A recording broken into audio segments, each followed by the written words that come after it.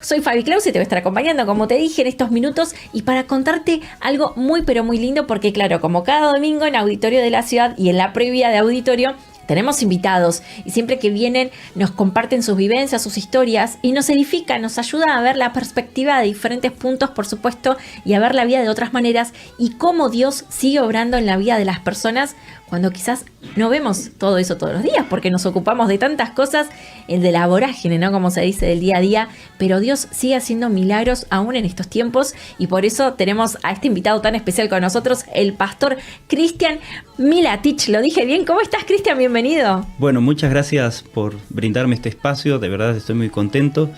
Bien, gracias a Dios, disfrutando de un día domingo en este servicio precioso que va a comenzar ahora en unos minutos. Así que nada, estoy contento. Y sí, lo dijiste bien, Cristian Milatich. Milatich, bien, vamos. Hombre de la provincia de Buenos Aires, argentino, 100% argentino. 100% argentino, nacido en zona oeste. En zona oeste de aquí en la provincia de Buenos Aires. Sí, específicamente en General Rodríguez. En General Rodríguez. Y Cristian, la verdad que sos un milagro de la vida. La valentía que tenés para compartir tu historia de vida es única, porque no sé si todos tienen la valentía, si todos tienen quizás el valor de decir Dios hizo un milagro en mi vida, pero que vos puedas contar, abrir tu corazón y contar las cosas que te han pasado es tremendo. Cristian, vos sos una víctima de abuso, ¿cierto? Sí, bueno, haciendo mención a estas cosas, la verdad es que desde mi conversión, la única cosa que entendía que tenía que decir era de dónde Dios me sacó. Y para mí era todo un desafío porque lo que vamos a escuchar por ahí es fuerte, pero es una historia real. Y bueno, pasó todo esto en zona oeste y en diferentes otros lugares de Buenos Aires. Y como hombre, por lo general, aunque existen muchos casos de los que tal vez voy a contar, no todos tal vez se animan a contarlo, pero como hombre es diferente porque por lo general cuando nosotros vamos a hablar de abuso sexual, vemos, y esto no es hacer una separación, sino simplemente entender que los hombres son los que más callan estas cuestiones y que no la expresan tanto. Claro. Entonces a mí me tocó como hombre ser víctima de abuso sexual por más de 10 años. Y todo comenzó desde que tenía 6, ¿no? Y fui abusado sexualmente por diferentes personas, en diferentes lugares, de diferentes maneras. Y bueno, eso trajo muchos cambios a mi vida, una infancia robada, pensamientos suicidas y tantas otras cosas que las vamos a tratar de compartir en este espacio. Entonces, cuando me convertí a Jesús, dije, bueno, esto lo tengo que contar. Por ahí al inicio no era muy técnico, pero sí es verdad que llamaba mucho la atención y bueno, y hemos visto que más allá de algunas cuestiones que yo tenía que mejorar, muchas personas se caracterizaban o venían a mí y me decían, mira, la verdad, a mí me pasó esto y no tengo el coraje de contarlo, a mí me pasó esto cuando era niño y muchos hombres, también mujeres, pero por lo general tocaba muy fuerte a los hombres, ¿no? Porque no es común ver a alguien que te venga a hablar de abuso sexual siendo hombre. Entonces, esas cositas la fui divulgando sobre lo que me pasó, pero también decir, bueno, mira, pero mi salida fue Cristo, ¿no? Pasó esto y es más, muchos hasta el día de hoy me dicen, pero ¿cómo es? Porque yo te escucho hablarlo con tanta naturalidad, como que no hay un pasado, ¿no? Como que no hay un tormento. Y le digo, bueno, todo eso ya lo viví. Entonces, bueno, para mí hoy es muy fácil poder contarlo, no es fácil vivirlo, claro, pero bueno, de esto es lo que Dios salvó, ¿no? Mi vida y hoy puedo comunicarla en diferentes medios y a las personas que fui víctima de abuso sexual, pero que mi historia no termina ahí, ¿no? Qué tremendo, porque a veces hablamos de Dios, de Jesús, de su amor que nos transforma, y quizás es muy común escuchar testimonios de personas que han sido sanadas por algún milagro, alguna enfermedad quizás hasta mortal que tenían y Dios sanó sus vidas y hubo un cambio de diagnóstico y milagros que han acontecido que hasta los médicos se han sorprendido. Y esto que vos decís, abuso sexual, sobre todo en hombres, es raro escucharlo, pero que salga a flote, porque ¿qué pasan? Pero de la sanidad, de la restauración de la persona, los traumas que quedan en tantos chicos, lo vemos en las noticias todo el tiempo, niños aún secuestrados que los llevan a diferentes países y tantas cosas tan duras que uno escucha. Pero escuchar tu testimonio es tremendo. De hecho, he visto un par de videos por ahí que circulan en las redes sociales y demás, y es muy valiente de tu parte poder compartirlo para gente que nos está escuchando que quizás están atravesando ese proceso, o para de los padres decir, presta atención a esta situación, porque vos seguramente tendrás esa facilidad de detectar cuando puede llegar a pasar un abuso. ¿Eso se puede prevenir? ¿Se puede saber en qué momento puede pasar? ¿Hay alguna alarma que te dice, ojo con esta situación porque puede desencadenar un abuso? Sí, mira, ya llevo 20 años sirviendo al Señor. Yo creo que cada persona que pasó por una etapa de su vida le queda esa sensibilidad de las cosas, ¿no? Algunos llaman discernimiento, otros le llaman intuición, pero nosotros que venimos ya hace 20 años trabajando con niños, en este caso, y con personas que fueron abusadas sexualmente, uno ve la señal, o por lo menos yo la veo en el momento que conozco una persona, o tal vez durante, porque por ejemplo, nosotros hoy, me voy a adelantar un poquito, pero estamos construyendo un hogar de niños en Puerto Iguazú, y tenemos muchísimos niños que nos visitan, y hay niños judicializados, niños con problemas problemáticos, de que sus padres consumen droga, y también tenemos niños que son víctimas de abuso sexual. Y es algo que tal vez tengo dentro, que veo y me doy cuenta, literalmente. ¿No? Obviamente que yo trato siempre de la manera más técnica, comenzar a hablar con los niños, hacemos juegos, jugamos a la pelota, todo, y poco a poco a través de los dibujos, a través de que ellos abren su corazón, o simplemente el silencio de ellos a mí me indica de que algo no está bien. Entonces puedo darme cuenta de que hay niños abusados. Y mira, de los niños que tenemos, la mayoría, ¿sí?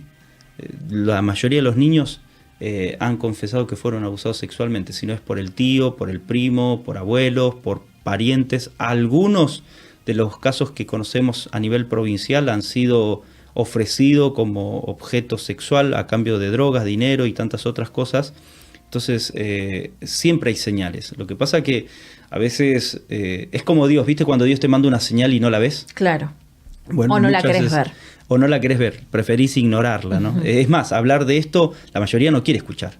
Claro. ¿Viste? Porque es muy sensible. Claro. Pero por ahí sí prefieren, siempre hago esto, no a modo de una crítica, pero por ejemplo, es más fácil ver un programa de chimentos, un programa cómico, que algo muy serio. Entonces la gente elige ver lo que quiere y bueno, algunos ignoran, otros prefieren no verlo, pero es una realidad que nos acompaña. Y siempre digo, mientras nosotros estamos haciendo esta entrevista acá, hay niños que están siendo abusados sexualmente en este mismo preciso momento. Es más, vamos a celebrar el culto a Dios y va a haber niños que van a estar siendo abusados sexualmente. ¿Sí? Y vamos a empezar mañana y va a haber días que va a comenzar el día sabiendo que un niño desapareció en algún lugar. Entonces, esto existe, es real. Pero bueno, a nosotros nos toca y yo sé que la Iglesia del Señor trabaja de manera ardua con estas cuestiones, pero existe y es algo que no podemos ignorar y tenemos que tener la sensibilidad o la capacidad para poder prevenir eso o anticiparnos a eso, ¿no? Claro. Te quería preguntar, Cristian, justo vos mencionabas la cantidad de niños que ustedes contienen allí en tu provincia. Me dijiste que la mayoría son abusados por familiares. Dicen generalmente las estadísticas que siempre pasan del círculo íntimo, el círculo familiar o amigos de la familia. ¿En tu caso cómo fue? En mi caso, cuando yo tenía 6 años, mis papás se separan. Mi papá en ese entonces era camionero y dependíamos prácticamente de él. Lo que yo recuerdo es que un día se fue, prendió su camión, lo encendió y se fue. Y con los días mi mamá comenzó a tener un comportamiento muy extraño, que no era común de verlo.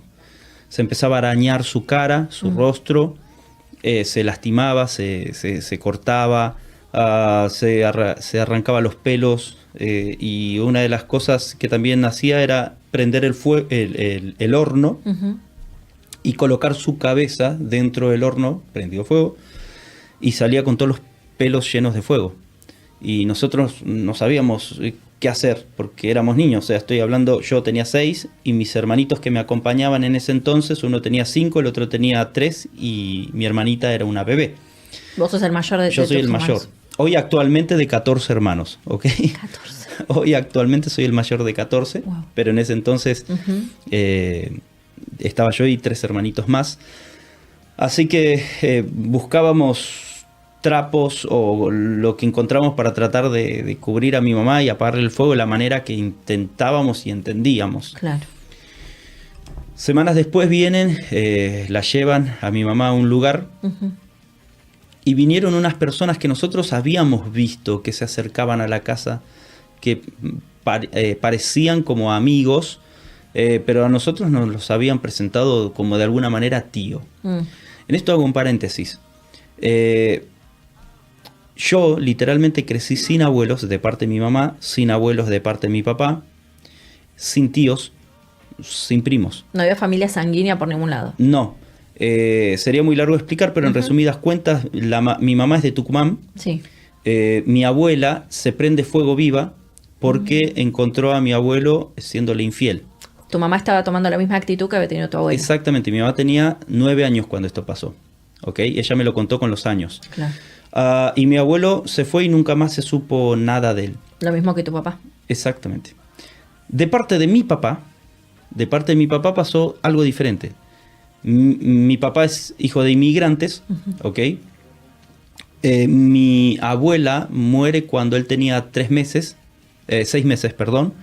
Y mi abuelo se dedicó al alcohol y yendo a caballo por Chivilcoy, donde ellos tenían un campo, se cae, se desnuca y se muere. Entonces, para eso cuando se muere mi abuelo de parte de mi papá ya tenía 13 años.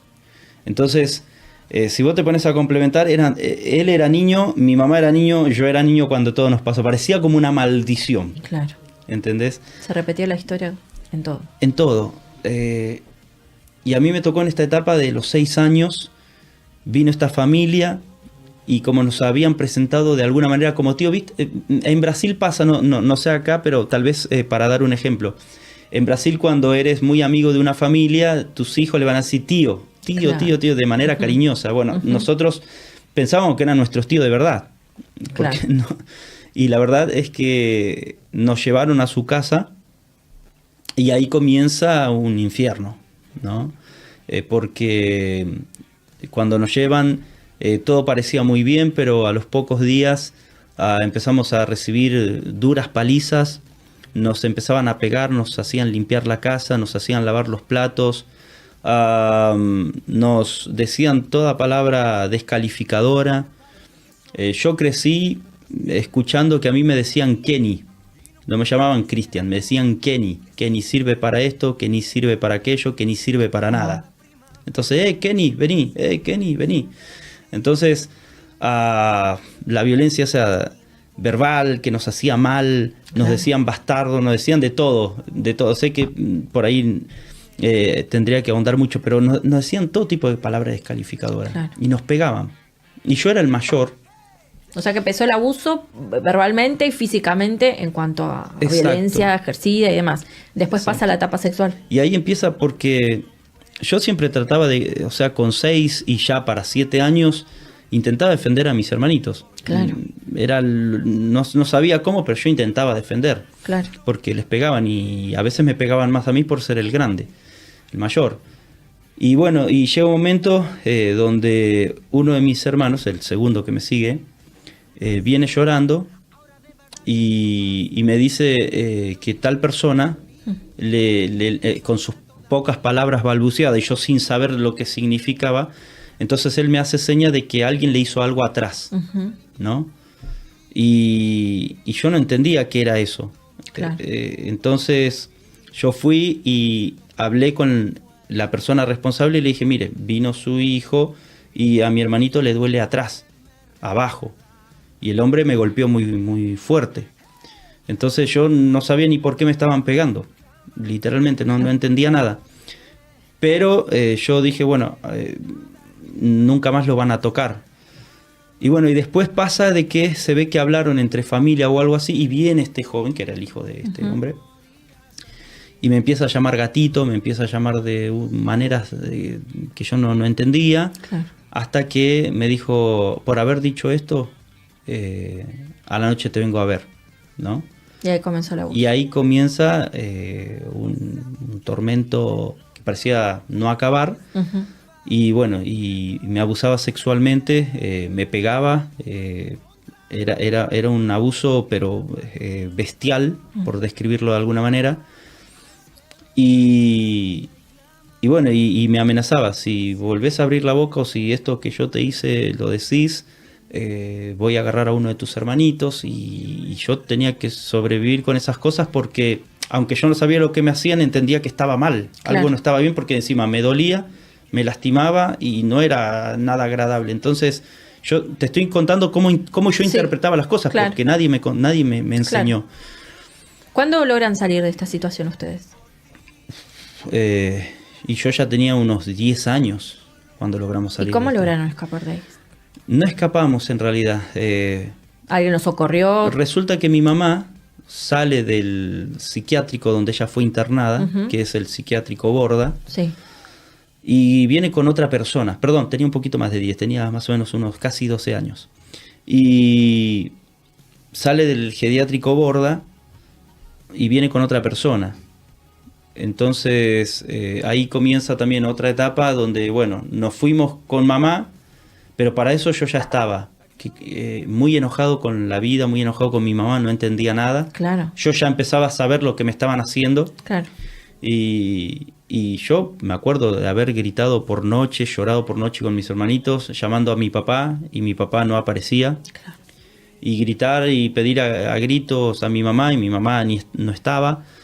Entonces yo empecé a guardar ese tipo de rencor y cosas de la vida, que cuando llega mi mamá con esta otra persona que yo no la conocía, no me conmovió nada, no me movió nada. Claro. Es más, yo le deseaba la muerte a mi mamá. Por haberlos abandonado. Por habernos... Más que abandonado, por la situación. La que los dejó. situación, claro, porque ella, si bien fue internada por un tiempo, Ujú. ella después salió y se fue a hacer su vida. ¿Me explico? No hubo es- un abandono igual. Claro, entonces yo ya estaba muy enojado. Yo le deseaba la muerte, se lo decía en la cara a mi mamá: ¿por qué no te morís? Si no te morís te voy a matar.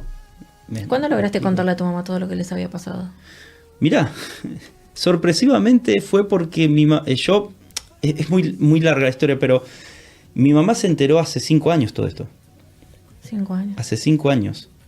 Porque hay una seguidilla de cosas que Claro. las voy a ir aclarando de por qué. Amo a mi mamá hoy actualmente, a mi papá, pese a que no los veo mucho, de verdad los amo y hemos podido tratar de arreglar las cosas. Pero mi familia actualmente sigue siendo muy compleja, ¿sí? Claro. Y ahora se lo Es voy que a es toda compartir. es toda una generación de situaciones que les pasaron a tus antepasados, a tus abuelos, a tu madre. Claro. Y cuesta tiempo subsanar. Es como, yo lo asimilo como una herida. Cuando uno se hace un cortecito suavecito, no sé, te rozaste con algo, sana rápido. Pero hay heridas profundas que llevan mucho tiempo en cicatrizar. Claro. Y yo creo que esto debe ser aproximadamente así, ¿no? Claro, mirá, una de las cosas es que esta persona con la que mi mamá estaba me llevaba, aunque la otra persona también lo hacía porque eran de familias de verduleros, ¿sí? Que tenían verdulerías, Sí. nos llevaban al Mercado Central a trabajar desde muy niños, al Mercado Central que está por Ezeiza. Sí, sí. Y bueno, y esta otra persona que estaba con mi mamá también hacía exactamente lo mismo. Y ahí yo también recibía abusos, tenía que trabajar.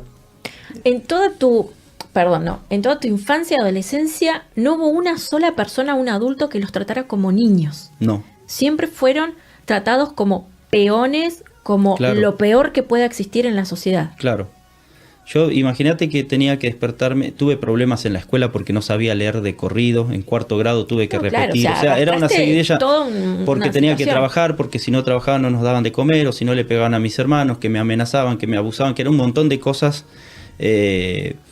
Y bueno, y esta otra persona que estaba con mi mamá, bueno, hay que trabajar. Entonces yo salía a trabajar a las 5 de la mañana, a cargar camiones, que en ese entonces las bolsas de papa pesaban 50 kilos, hoy pesan 22, 25 kilos. Entonces teníamos que cargarlas al hombro o con un carrito y luego después al hombro y subirlas los camiones que iban a salir a diferentes lugares a hacer los repartos. No, es un... Sí, No. mucho. Entonces me costó. ¿Cuándo viene Jesús a tu vida? Bueno, resulta que para eso yo ya venía con pensamientos de querer matar a las personas que me hicieron daño. Y por la cantidad de odio que tenías adentro. Y fueron naciendo más hermanos, ¿sí? Como te dije, soy el mayor de 14 hoy actualmente. Sí. Y esos hermanos que empezaban a crecer conmigo, los que ya habían experimentado abusos y los que experimentaban un hogar violento porque mi mamá y mi padrastro se llevaban pero muy mal, había golpes, muchas cosas que pasaban. Es más, yo conozco algunas calles de Capital porque yo venía a cartonear, ¿sí? Porque hubo un tiempo que aunque mi padrastro tenía las verdulerías o nos llevaba a trabajar en el Mercado Central, en la crisis del 2001... pierde todo. Claro, que empieza ahí en ese momento la época del cartoneo, ¿no? Con la crisis del 2001, que nace todo esto. El cartoneo, bueno. Claro. Y él perdió una verdulería que tenía, mediana verdulería que de muchos años, perdió todo, quedó endeudado, no había trabajo, se cambiaba huevo por azúcar o cosas así. Y bueno, y después nos tocó la realidad de venir a buscar cartón a Capital, ¿no? Sí. Y a mí me lastimaba porque yo nunca me drogué, nunca consumí alcohol. Y yo veía a la gente que nos decía, ahí están los drogaditos esos, ahí están los sin futuro esos, mirá esos pibes ahí todos drogaditos. Y yo quería gritarle que yo no me drogaba. ¿Me explico? La estigmatización de las cosas y qué loco esto que decís, Cristian, porque a pesar de todo lo duro que tuviste que pasar, vos y tus hermanitos, no decaíste en ese tipo de adicciones. No. Que uno piensa, uno desde este otro lado, ¿no? Y en la ignorancia que uno tiene encima, decir, bueno, si le pasó algo y seguramente va a querer sacar todo ese odio, todo ese rencor que tiene en la droga, en el alcohol, qué sé yo, en tantas cosas, tantas adicciones que puede caer una persona, en la marihuana, en tantas drogas. Pero sin embargo no lo hacías. No, hay un porqué. ¿Por qué? Cuando a mí me abusaban yo era consciente de lo que me hacían y de lo que sufría. Entonces de chico yo dije, el día de mañana cuando yo crezca y ellos estén más grandes, yo los voy a matar y los voy a ver sufrir como me hicieron sufrir. Y no va a ser por efectos de droga ni por estar borracho.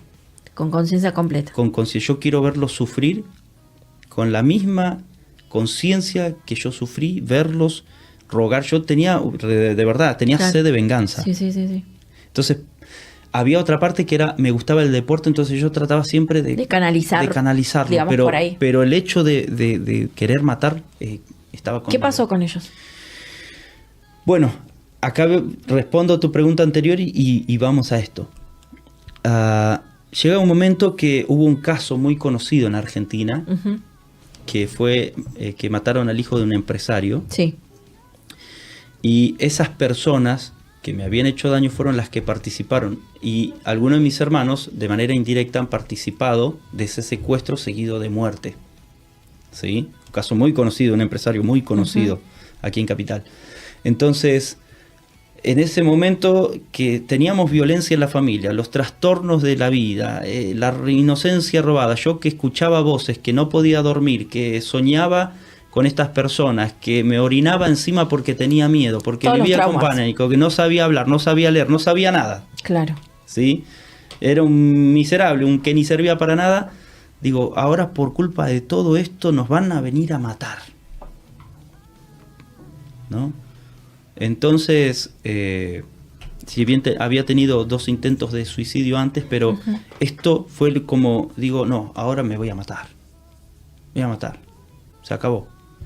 Entonces agarré una Versa automática, es un arma, le saqué el seguro y me fui a orillas de un río. Entonces, yo sabía usar armas, nunca robé, pero yo sabía usarlas porque mis hermanos comenzaron a usarla y porque estas personas que nos habían criado sabían usarla. Sí. Entonces, de alguna manera sabía. Y cuando decido apagarme y gatillo, la bala no sale. Entonces, es la primera vez que yo voy a hablar con Dios ahí. Claro. Porque hasta ahí nadie me hablaba, nadie me predicaba. Entonces, como en algún momento yo había escuchado la palabra Dios y Dios, no sé, Dios es bueno, yo miré al cielo y dije, ¿por qué no me dejas morir? ¿Por qué no me dejas morir? ¿Qué te hice yo? Si existís, ¿qué hice? Claro. Entonces, en esos planteamientos y cosas, agarro el arma y de la bronca gatillo y la bala sale, ¿no? Y es como que me quedé reflexionando, ¿será que hay algo para mí que este Dios tenga? Y me fui reflexivo a casa, entre llorando y todo reflexivo. Claro. Así que bueno, ahora sí, respondiendo a la pregunta, jugando al fútbol en Argentino Junior, donde yo jugaba en las inferiores, porque esa era la parte que yo canalizaba un poco con el deporte. Sí. Y ahí conozco a un joven, Luciano se llama, que era incluso menor que yo, y yo era de los que jugaba al fútbol y luego agarraba la mochila y me volvía nuevamente a lo que sería zona oeste. A veces tenía que ir hasta Chivilcoy, ¿sí? Claro. O sea, dependiendo. Porque a veces estaba en la casa de mi mamá y a veces estaba en casa de gente porque no quería ni estar en la casa de mi familia. Entonces, agarra y me dice, Cristian, quiero decirte algo, Jesús te ama, ¿no? Y a mí no me gustó que me diga eso porque, yo trataba de entender esa palabra y dos, es ¿por qué me ama? O sea, la palabra era directa hacia mí sobre algo que yo no experimenté y me incomodaba demasiado. Entonces, porque hasta ahí nunca nadie en tu vida te había dicho te amo. No, nunca. Nadie. Hay gente que te puede decir te amo, pero no lo demostraba. En mi caso ni me lo dijeron ni me lo demostraron. Claro. Entonces, en un momento yo le digo, escúchame, le digo, si Jesús me ama, ¿sí? ¿Dónde estuvo Jesús cuando estaban abusando sexualmente de mí?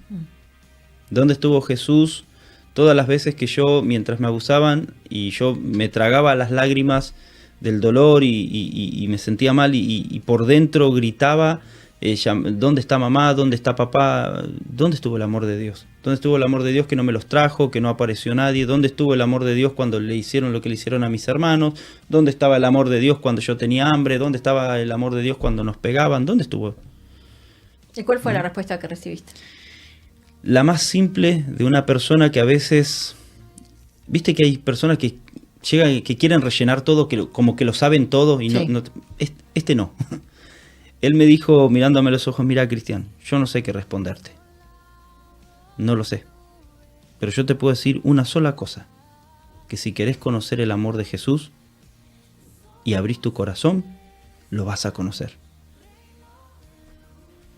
Tan simple como eso. No se puso, y eso que era una persona que iba mucho a la iglesia, no se puso nada, eso, lo básico. Yo me acuerdo que estaba enojado, pero le dije, yo quiero entonces conocer ese amor, porque nunca recibí amor de nadie. Aunque tengo mis planteamientos con Dios, no sé, pero por lo menos quiero conocer. Si hay algo que Dios puede hacer conmigo, que lo haga ahora, porque si no me voy a matar. Bueno, eso fue un 19 de agosto del 2002, la charla esa. El 21 de agosto yo sabía dónde vivía y aparecía a las 10 de la mañana, porque yo sé que él me dijo que los miércoles y sábados había culto. Sí. Entonces, era un miércoles y le aparecía a las 10 de la mañana. Y le dije, Luciano, por favor, llévame a la iglesia. Me dice, pero estás loco, no es horario de culto. Le digo, no sé, llévame a la iglesia. Me dice, pero no tengo plata. ¿Y dónde queda la iglesia? No, queda lejos. Nosotros vivíamos en un barrio llamado Rififí. Sí. Y en el barrio de Cortejarena había más o menos, en la ciudad de Moreno, que es una parte que se llama La Reja. Sí. En ese barrio, de mi barrio hasta ese barrio, había 7 kilómetros. Ah. Y le digo, yo quiero ir a la iglesia ahora. Y me dice, no, pero pará, que tengo que comer, quiero ir a la iglesia ahora. Llévame, por favor. Así que, él sin dinero, yo sin dinero, una mochilita, un pedazo de pan, y nos fuimos caminando en dos patas. Y bueno, conocí al pastor, me quedé en la iglesia esa tarde hasta empezar el culto. Sí. Y empecé a ver que llegaba la gente y los que venían me abrazaban. Y yo estaba como un bruto, ¿no? Y esta gente loca, estúpida, ¿por qué me abrazan? Yo ni los conozco. Y estaba así dentro de mí. Entonces comienza el culto y se sienta nunca me olvido, un joven llamado Alejandro, que hoy es un amigo, junto con Luciano. Y cada vez que el pastor, viste que estaba el pastor, decirle al que está a tu lado, Jesús te ama, Jesús, y yo Sí. ya no quería que me lo digan más, estaba, y por momentos me hacía, y yo dije, a este le falta unas tuercas, ¿qué hago yo acá? Me quiero ir a mi casa, no sé qué hacer, en fin. Y ese día, o sea, esa noche el pastor no iba a predicar, iba a predicar el copastor. Sí. El copastor predicó como 2 horas más o menos. Wow. Sí.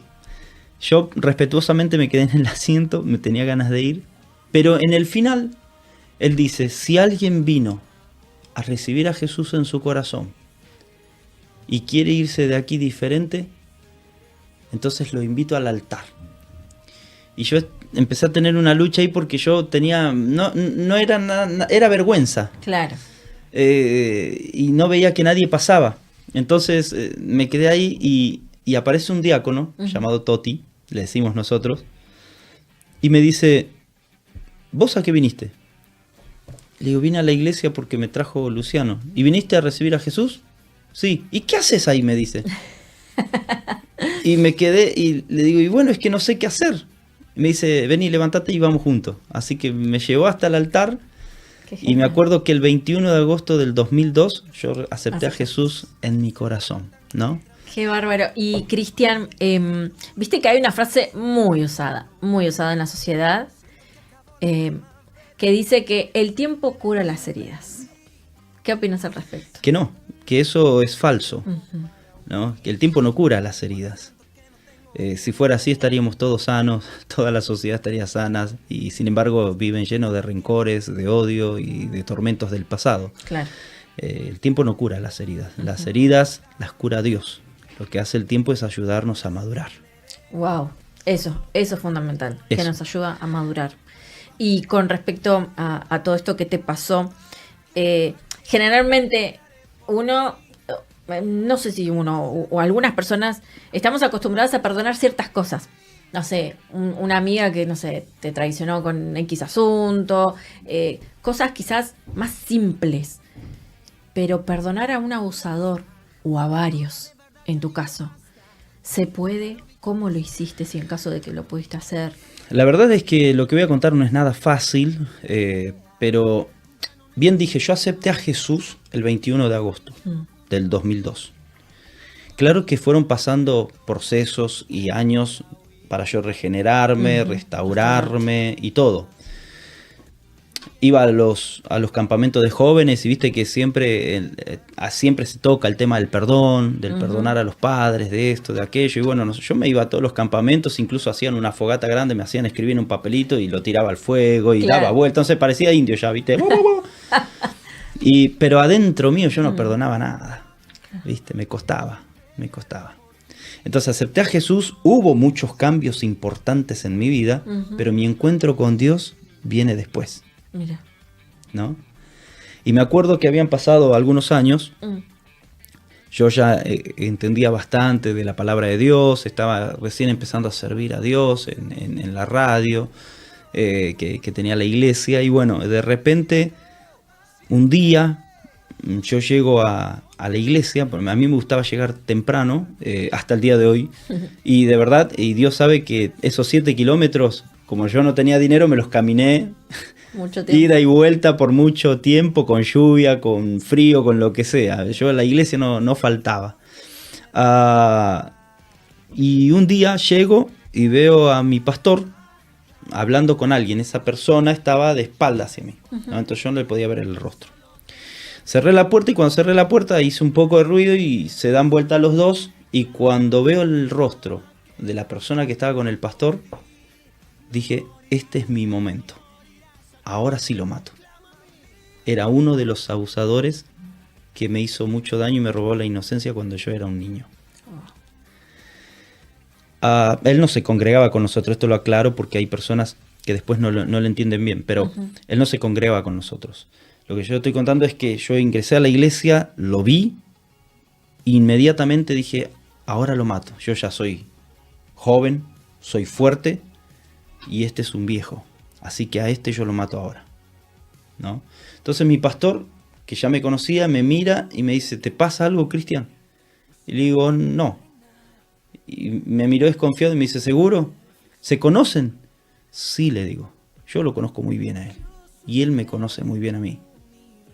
Entonces, en ese momento que yo me empecé a poner nervioso, pero no del miedo, sino de que yo... De la impotencia, quizás. Me vino todo, me vino los recuerdos, la impotencia, la sed de venganza, que era mi oportunidad, que ya no me importó Dios, no me importó el lugar donde estaba, no me importaba el altar, no me importaba nada. Yo fui a matarlo, ¿sí?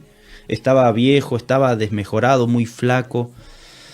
Y él me quedó mirando fijo, no sacó su mirada de mí y yo entre lágrimas y puños cerrados me acercaba a él. Entonces cuando agarro para pegarle, en ese momento es la primera vez que yo escucho a Dios llamarme por mi nombre, ¿no? El pastor rara vez me decía Cristian, por lo general todos me decían Mila o Milatich, siempre me llamaron por mi apellido, en la escuela, mis amigos, todos. Yo digo, Dios se identifica incluso de la manera en que te llaman para llamar tu atención, ¿no? Y de repente cuando voy a pegarle, escucho la voz de Dios literalmente como te la estoy contando ahora, que dijo, Milatich, Milatich, ¿quién te crees que eres tú para no perdonar lo que yo ya perdoné? Wow. Y se hizo un momento de silencio donde cerré los ojos y lo único que hice fue agarrarlo y abrazarlo. Y entre lágrimas y enojo y ira y furia y todo, que Dios no me permitió hacerle eso, lo único que le dije a los ojos es, no lo hagas nunca más. Yo te perdono. No lo hagas nunca más. ¿Y qué te dijo? Nada.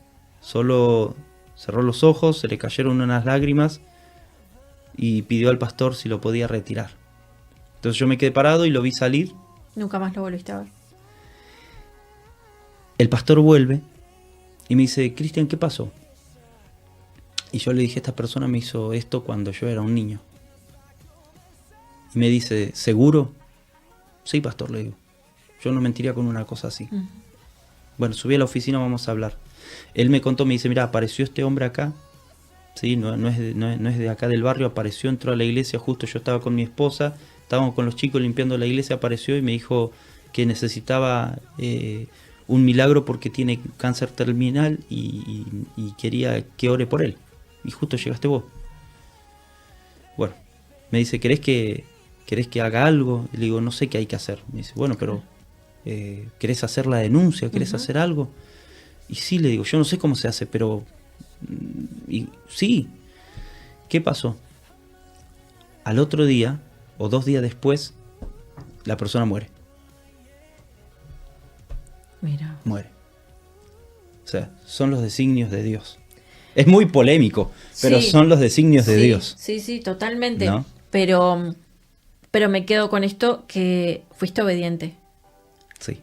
y pudiste A perdonar. pesar de la bronca, del Porque odio, de la ira. el Sí. cargo de conciencia que vos ibas a tener quizás iba a ser tan doloroso como todo lo que pasaste en tu pasado. Es posible. Qué tremendo, Cristian. Es posible. Qué tremendo. Pero cuando yo decidí ¿Te sentiste perdonarlo, libre? Perdón, ¿te sentiste libre justamente. cuando pudiste perdonarlo a él? Yo sentí que... A ver, yo acepté a Jesús y sentí paz. Pero me faltaba algo, era ser libre. Y desde ese día yo fui libre. Porque yo mismo sentí que un peso muy grande se cayó de mis espaldas. Y respiré como respiro ahora con libertad. Es más, después con el tiempo me encontré con otras personas que abusaron sexualmente de mí. Cuando fui a predicar a las cárceles, Estaban ahí. algunos estaban ahí por robo, abusos, en fin. ¿Te reconocían? Sí, ¿Te, sí. ¿Te pudiste reconciliar con ellos? ¿Te pidieron perdón? Algunos tenían vergüenza quizás? y me he acercado simplemente para decirles Dios te bendiga, porque algunos ya era cristiano, otros tal vez escondido de vergüenza, pero lo he mandado a llamar a decirle, mira, lo que vos hiciste está mal, pero aún así Jesús te ama, ¿no? Decirle a las propias personas que me hicieron llorar, mirándole a los ojos, diciéndole, Jesús te ama, Jesús te ama. Otros murieron, ¿sí?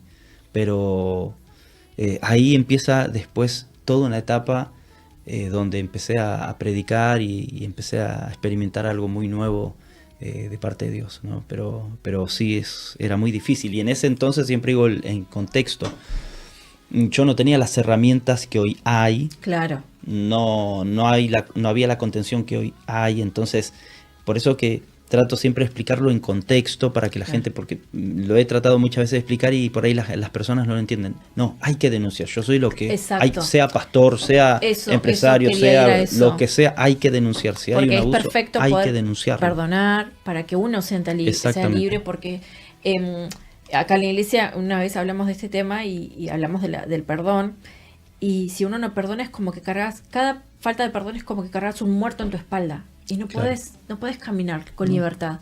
Entonces, esto es muy importante, como si bien uno puede, Dios te da la fortaleza para perdonar, pero hay que denunciarlo. Por supuesto.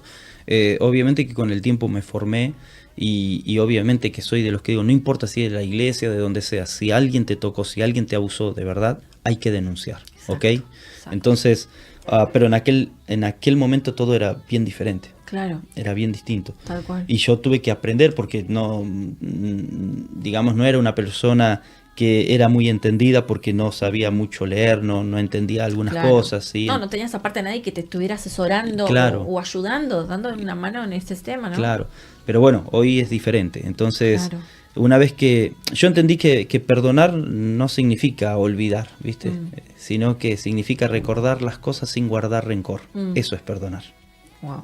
Porque no existe eso también de que pasado pisado o pasado perdono y me olvido. Nadie se olvida. Claro. Nadie se olvida que te pisaron, nadie se olvida que te dañaron, nadie se olvida que te hicieron daño. Nadie. No existe eso. No sé quién lo practicará por ahí, pero yo aprendí otra cosa con Dios, que el perdonar no significa olvidar, sino recordar las cosas sin guardar rencor. Eso es perdonar. Wow. Y Cristian, todo esto lo plasmaste en un libro que lo presentaste hace muy poco en la Feria del Libro Cristiano, que se realizó aquí en la provincia de Buenos Aires. Es como una previa. Como una previa. ¿El nombre del libro es? Se llama Desierto que transforma, ¿ok? Donde cuento esto que estoy contando y otros detalles. Sí. Así que el 15 de agosto va a ser el lanzamiento oficial. Wow. El 15 de agosto. ¿La presentas acá? Y justamente acá. En Auditorio de la Ciudad, no se lo pierdan. Exactamente. Tienen que venir y estar y participar y llevarse ese libro porque va a ser de liberación, podríamos decir, para y sanidad para el alma también, ¿no? Porque es un libro que es muy sencillo, ¿ok? Va directo al punto. Claro. No doy vueltas, así como arrancamos la charla, lo cuento en el libro. Sí. También eso tiene un fin benéfico. Si nosotros estamos construyendo el hogar de niños en Puerto Iguazú, y todo lo que sea los recursos de la venta del libro va todo destinado al hogar que estamos construyendo, justamente intentando ayudar a niños víctimas de violencia, de abusos, entre otras cosas. Y bueno, y es por eso que el libro, aunque cuenta mi historia, es un libro que es también para bendecir a otros, porque está hecho justamente para gente no cristiana, en el sentido para poder llegar para todo el público. Y bueno, y tiene ese fin, así que lo vamos a estar presentando acá el 15 de agosto. Cristian, gracias por haber venido, gracias por haber abierto tu corazón y contando estas cosas tan íntimas de una persona, que si bien más allá de que Dios haya restaurado tu vida, te animes a contar esto para ayudar a otros, es muy valeroso. Es de valientes también esto, así que gracias por compartir tu testimonio y por el mensaje que acabas de dar también a la gente que nos está mirando de que se puede perdonar. Y de hecho, estoy muy contenta porque no bien llegaste, me contaste que estaba tu esposa, que es brasileña. Hay restauración y hay un post después de lo que te puede pasar, que Dios tiene un propósito, y eso es fantástico, que hayas podido realizar tu vida, casarte. ¿Sabés qué? Cierro con esto. Yo solo tenía un sueño en la vida. Ni siquiera era jugar al fútbol, no era tener una casa, no era tener un auto, era tener una familia. Cuando yo acepté a Jesús, lo que yo dije, Dios, lo único que quiero yo es una familia. Es el único sueño que tengo, no tengo más nada. Dame una familia. Si me das una familia, yo voy a correr atrás para conquistar todo lo demás. Pero dame una familia. Tremendo. Es lo único que te pido. Tremendo, Y bueno, tremendo. y Dios me dio una familia. Tremendo, tremendo, Cristian, y la verdad te felicito por eso. Y acá los chicos me están alcanzando el libro que lo vamos a mostrar para que la gente Sí, se claro. prepare para el próximo 17 de agosto, que es feriado. 15. Miren, acá se los muestro, acá está, ahí.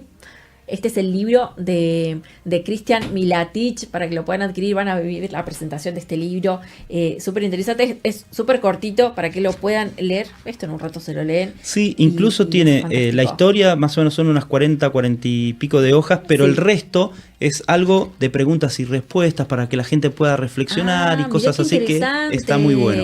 Y otra cosa también que hablábamos justo antes de la entrevista, el prólogo está hecho por amigos, pero fundamentales como son el pastor Ale y Lali Gómez, así Sí, que un gran a quien saludo les para agradezco ellos. muchísimo, muchísimo. Y bueno, por supuesto con todo lo que el trabajo que ellos realizan también con este tipo de casos, de situaciones, así que no se lo pierdan, el libro de Cristian, el 15 de agosto aquí en Auditorio de la Ciudad, Hipólito Yrigoyen 1174, vengan, sean parte, y bueno, siempre es bueno compartir este tipo de lecturas y ayudar a gente que está en esta situación tan dura. Claro que sí. Cristian, gracias otra vez por estar con nosotros. Gracias a vos y a todos los chicos maravillosos. Y escúchame, por la atención. gente si se quiere contactar con vos, además por esta construcción de este hogar que están realizando, quizás hay alguien que quiera colaborar y decir, bueno, quiero colaborar Ok. con esta causa, ¿dónde Mira, se comunican?